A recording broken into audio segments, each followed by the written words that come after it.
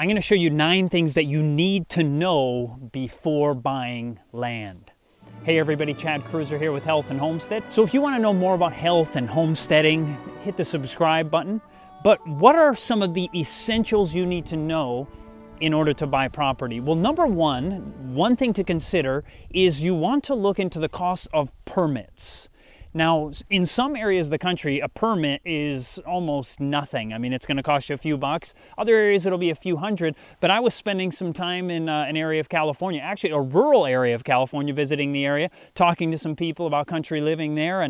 And the man told me that in this particular area he lived, it was rural, way out in the mountains. He said it was $75,000 just to get the permit for a property. So that doesn't include the price of the property. So your property, whatever it costs you, and then on top of that $75,000, and you still haven't built anything yet. So depending on where you are, some states it's very nominal. It's a very small percentage of the cost of building, but in some areas it can be significant. So you want to consider that. So number one, check the cost of permits before you buy property. Number two is that you have to look into the zoning for that particular piece of land. You see, you have agricultural zoning, you have residential zoning, you have some kind of industrial or business type zoning. And let's say you were wanting to buy the property and you were both wanting maybe to live on that property, build a house, but you also want to run your business out of there, but you find out that it is not actually legal in this particular property that you're buying. So you'd want to know that beforehand, so you don't buy the thing, get stuck with it, and you go to build your house and you're going to set up your business there, and then you find out, oh, I'm sorry, Mr., Mrs., what's your name? You can't do this. And now it's too late. You already bought the thing. Well, you can sell it at that point, but it'd be good to know about zoning and restrictions before you actually buy. Now, when I talk about restrictions too, there's a number of things that you could think about. Now, in some areas where they have very high restrictions, like you may be way out in the country, but they've decided they don't want you to cut down trees on your property, or they don't want you to make kind of a break for the fire in certain areas of California. A man that I was listening to recently said that he has some land way out in the country, and he was told that he was not actually able to make I don't remember if the name is fire break, but they don't want you to do that anymore because that's not natural. So basically, in some areas, they don't want you to protect your house very much from things like fire. Now, that's not going to be normal in most states. Certain states are a little more stringent on some very unusual things. You probably don't need to look into that. That's not going to be normal. Then there are restrictions depending on what kind of property that you're buying. Now, some areas of the country, like some areas of rural Arkansas, maybe still Tennessee, I'm not sure, and parts of Missouri, potentially, maybe even northern Idaho. I don't know if things have changed recently, but there are certain areas, maybe even super rural Washington. Depends. You look into it. Don't trust what I'm saying. Look into it for your particular area.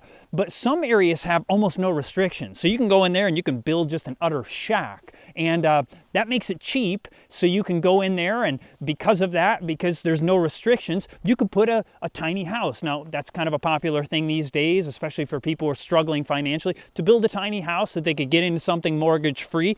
But most of the country will not actually allow you to do that. It's not legal in most areas, but there are pockets of the country, if that's something. I don't happen to live in a tiny house, but if you're looking to do something like that, you want to consider the restrictions on the land that you are purchasing.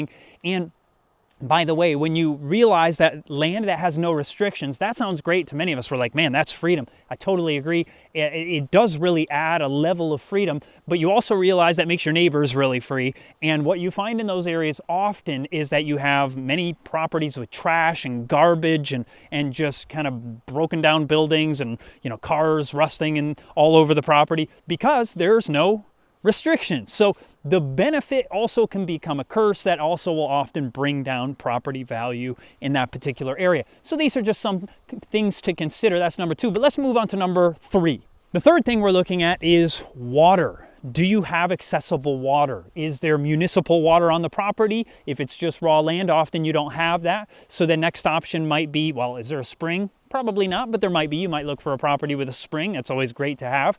Or do you drill your own well, which most people are going to do if there's not already water on the property. Now, if there's already an existing well on the property, that's a real plus, but often there is not, and so we simply had a well drilled on our property. But it can be wise to find out from your neighbors, or if you can't talk to the neighbor, you could actually talk to a well driller in the area. They will generally know how deep the wells are in that area. They can actually look it up and find out. Now, to be clear, that doesn't guarantee that what your neighbor has. Let's say your neighbor has a 100-foot deep well and the one to the north of you has a 120-foot well. That doesn't mean you'll be right there. You might hit a strange pocket and yours might not be 200 feet depending on, the topography of the property. But it is important to know about water. And if you find out, hey, people in this area, they don't hit wells, or there's these empty caverns in the ground, so often you drill and just hit a pocket of air and so you can't get a well. That's a very serious thing to consider. I mean, there are areas of the country, parts of Arizona and other areas where people actually have water brought in, but that's really going to be something that, personally, I'm not interested in bringing water from the outside. To have your own water source, I think, is probably one of the most important things you could have on a property. So look into that before you buy. Now, number 4. Now, the fourth thing you want to think about is electricity. Now, there's obviously a number of options for that. You could either be off-grid or you could be on-grid. And just to make clear what that is, many people already know what that is. On-grid is what standard society has in North America. You're literally tied to the grid, which is the power company sends property through the poles and through the wires to your property. That's the standard method of living, but there's also the option to go off-grid, and you need to decide what you would like and what is accessible to that property. So if you're on a property, generally it's cheaper to start, to actually, unless you're going fully off-grid and you don't have any solar or any kind of windmill or anything, it's cheapest to just have no electricity, but if you don't spend anything on that. But it's actually quite expensive to go fully off the grid often compared to being on the grid, unless your property is so far out that the property would be so far away that it would be an exorbitant cost to actually bring the electricity in. So if you got the money, going off grid is a great option for those who are interested in that. It can be a little more work at certain times because you're your own power company at that point. It's a fantastic way to go if you're that kind of individual. But if you're someone who just says, no, I like the idea of just simply being on the grid, or it will be cheaper in your situation, you could always do it later. But those are some things to think about. You want to know how far away is electricity from the property that I'm purchasing, or does it already have electricity on the property? So electric is another very important consideration to find out before you actually buy a property. So let's go on. Number 5. Now, this one is very simple, but many people actually make a mistake with this one. Never, ever, ever buy land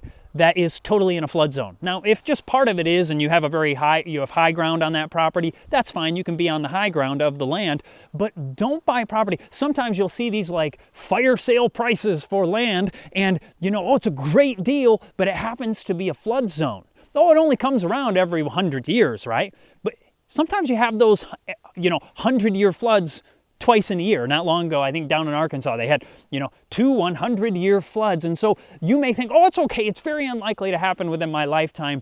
With the times we're living in and all the things that are taking place, both in the, natural world, it's just not the wisest thing to do to buy. It's just not wise. Don't buy land that is lowland or swampland, or unless you have high ground around it and you want to do that, that's okay. But do not buy land in a flood zone. Very important. Now let's go on to number 6. Number 6 may be things that restrict your freedom. Does this property have anything that will restrict my freedoms? That's a very important thing to consider in the times that we're living. What do I mean? Now, what if you're buying, some people like to be a part of a homeowners association where they're told, you can't park a car in your driveway. We're talking more about land, so we're not talking about little properties, but, homeowners associations may restrict your freedoms in certain ways. If you really want that, you appreciate that, hey, that's an option for you. But for many people moving to the country, they're looking for freedom. not to be restricted by what their neighbors' opinions are. And so homeowners associations can, number one, they have costs associated with them, so you pay to be in a group of people, and they tell you what you can do. I was looking to buy some property in a beautiful area, and probably would have gone through with it, except for we found out that there was a homeowners association, and specifically within it, one of the things was that they said that if you do any kind of business that is offensive, that you cannot do that there. Now that's very vague. What is an offensive business? You know, if you ever do something that offends someone in your business, does that make it that you have an offensive business? Well, I don't intentionally do business that's offensive, but what if somebody just randomly thought it was? Could they shut down your rights to do business on your own property? Now that won't be in every homeowners association necessarily, but I'm just giving you the idea. Homeowners associations may say you cannot put fences up, or you can put fences up, but it has to be brown oak or whatever. I'm just making that up, but you get the idea. They can say whatever they want, and once you buy that property, you are stuck with the rules that are within that homeowners association. So if you're really looking for freedom, I would suggest not being a part of some kind of homeowners association, but if you like that sort of thing, it may work out just fine for you. But that's something to really consider. But let's go on to number 7.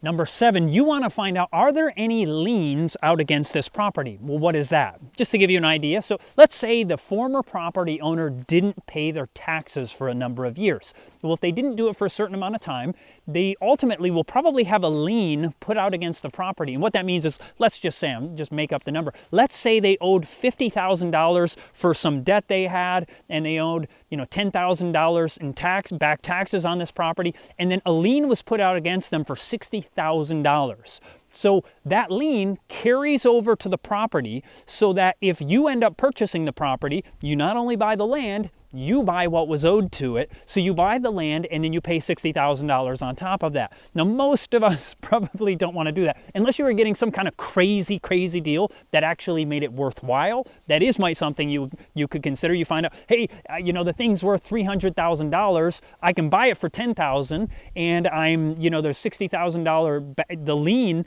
and so I'll get a great deal on this property. I mean, that may not be likely, but it might be. It depends on your situation. I was just talking with a young lady last weekend, I believe it was, and she told me that she went to one of these tax auctions where sometimes people don't pay their taxes, so they lose the property, and then she went and purchased the property, and she got a 5-acre property with a small house on it for $3,300. So the reality is, you might find a situation where paying the back taxes is fully worth it for you. Most of the time you probably won't find a deal like that, but they're out there sometimes. Be careful, because I got another friend who went to one of those tax sales, and he thought, well, I'll bid $100 over the price for 3 properties, and he put it in and he won all 3. The trouble is, I think they all ended up being in swampland, and so they were useless properties, and now he just simply has these properties that are just totally useless. So the point being, be careful with those kind of things. Know what you're doing before you dive headfirst into just doing one of these tax sales. But that's a little beside the point. The point was liens. Make sure there aren't any liens, and if there are, that you're okay with it. Most of the time you won't be. So look into that. Look into liens, and so you may have to go with a title company to find out if there are any liens on the property. Number 8 is a very important point. Can you find work in the area? Now, if you're retiring, it may not matter to you. If you got a pension or you've got your 401k and you're taken care of for the rest of your life, for you, you won't have to worry about that one as much. But if you're of working age or you still choose to work, you need to consider, can you find work in the area? Now, if you work on the computer, that may be perfectly fine. You can work from anywhere. But if you don't work on the computer and you do some kind of trade or whatever it is, or you work for a hospital, is there a hospital close enough that you can work there? Whatever it is, you need to look into, is there work in the particular area that I'm looking into? Because if there isn't, it's going to be trouble for you. The reality is, when you get further out in the country, it is harder to find work. It simply is. That's just the way it is out in the country. There's less jobs, and so often the jobs are manual labor and these kinds of things, or practical skills and trades. And if you have those kind of skills, that is fantastic. And if you don't, you can still learn them. There's often things out in the country where you could still learn from some tradesmen. It's amazing how many people aren't willing to work. So if you're a young person and you're willing to work hard, there are generally people out there that'll teach you to make a great living if you're actually willing to do it. But you need to know before you go, is there work in this vicinity for me? And the further out you get, the harder it is. So consider that when you're making your move. Now, number 9, the last point is you want to get a survey. Now, for those of you who don't know what a survey is, you have surveyors come in, they mark the, corner points on a property. Not all properties have corners, but they will, in certain areas, they will mark them. They may put up little flags on the trees so that you know what area is surveyed for your property, the different areas. And back to the zoning issues, they may have certain rules of how many feet you have to be away. They probably do. How many feet you have to be away from the edge of your property, maybe 30 feet, maybe 60, maybe 100, depending on what the zoning is in that area. But you want to know, because when you go to look at the property, they might say, oh, here's the corner point, and here's where we have it flagged off. And when they did mine, we had them survey it off. It was off one area probably 80 feet, 100 feet, probably not 100, but somewhere in there. It was significantly off. And this is the thing, somebody may go along before you buy it, and they just may put up flags and kind of they're thinking this is probably where it is. They may not try to be deceitful or anything, but you can't necessarily trust the former owner, not because you don't want to trust people or you're distrusting. It's just the fact that what if you end up building your house, you think that it's 30 feet from the edge of the property. You end up building the thing and somebody checks it out later. Someone does a survey. Turns out you were 10 feet from the edge of your property. Or even worse, what if you were hanging over the edge of the property because you didn't get a survey? So the last point, which is very important, is make sure you have a survey, or at minimum, see the former survey that was on the property. It does cost money, but it is something to consider. And so these are 9 very important points that you need to know before you buy property. Now, by the way, if you like this video, hit the subscribe button. God bless and have a fantastic day.